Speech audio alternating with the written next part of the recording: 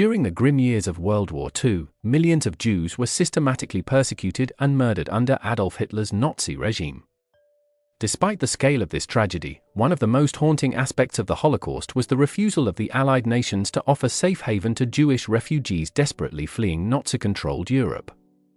The reasons behind this rejection were complex and multifaceted, rooted in political calculations, economic anxieties, deep-seated anti-Semitism, and the overall indifference of the international community to the plight of the Jewish people. At the heart of this refusal lay a combination of immigration restrictions and the global political climate of the 1930s. The world was in the throes of the Great Depression, a devastating economic downturn that had left millions unemployed and desperate. In countries like the United States, the United Kingdom, and Canada, the prospect of admitting thousands of refugees was politically fraught.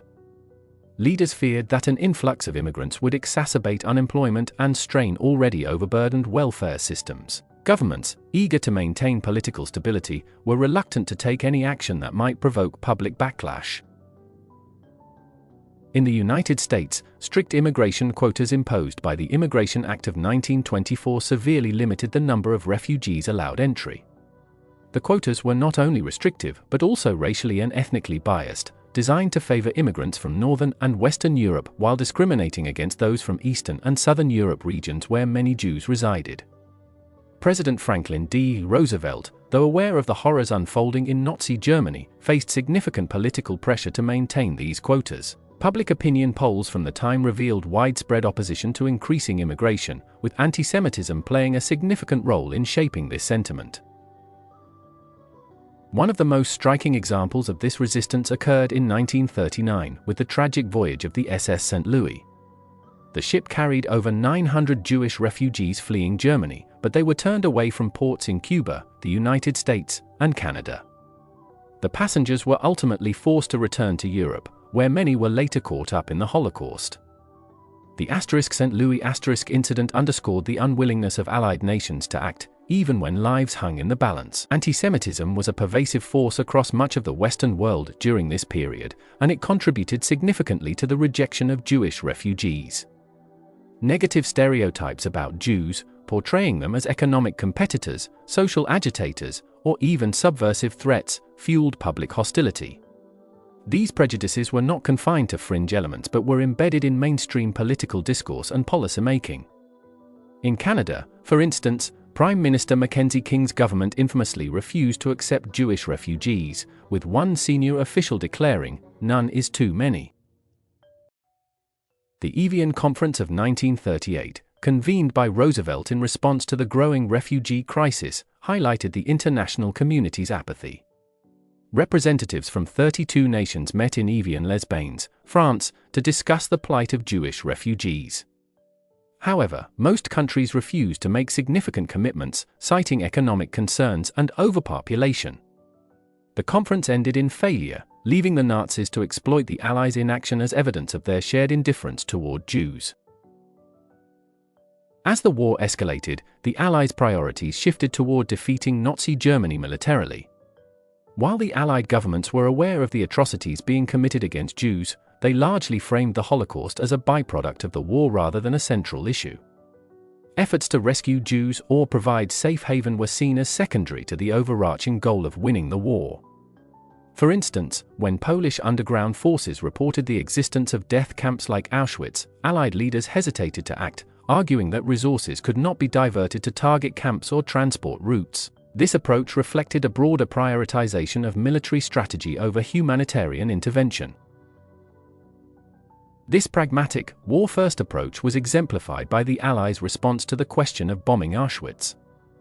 In 1944, as the scale of the Holocaust became undeniable, Jewish organizations and resistance groups called on the Allies to bomb the railways leading to Auschwitz to disrupt the mass deportation of Jews. However, these pleas were ignored, with Allied military officials claiming that such operations would be impractical and detract from the broader war effort.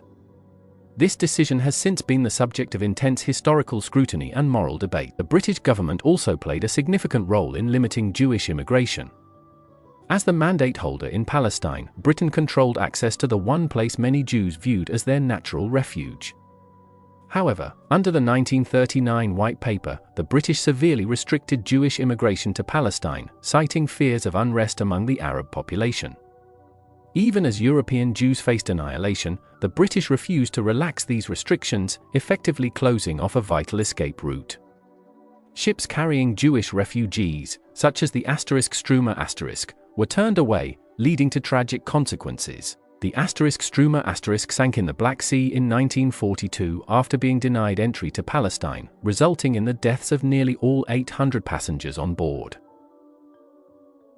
Another critical factor was the fragmented and disorganized nature of the Jewish response to the refugee crisis. Jewish leaders and organizations were divided over strategies to address the growing threat.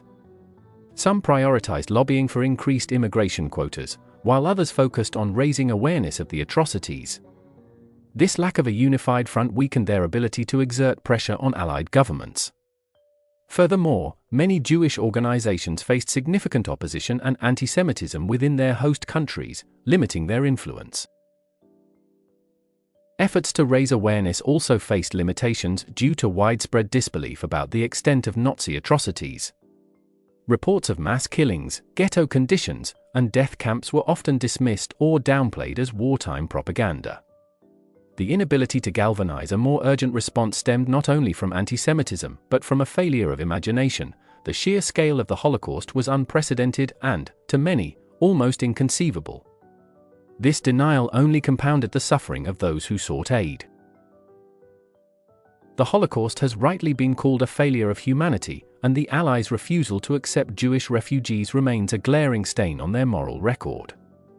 Their inaction was not simply a matter of logistical or economic constraints, it reflected a broader failure to confront prejudice and prioritize human lives over political expediency. The horrors of the Holocaust, and the Allies' reluctance to intervene, would later serve as a catalyst for the establishment of international frameworks such as the 1951 Refugee Convention, aimed at preventing such tragedies from recurring. In hindsight, the refusal to accept Jewish refugees during World War II was not just a failure of policy, but a failure of empathy. It serves as a stark reminder of the dangers of indifference and the catastrophic consequences of ignoring the plight of vulnerable populations. The lessons of this dark chapter in history are as relevant today as ever, urging us to act decisively and compassionately in the face of humanitarian crises.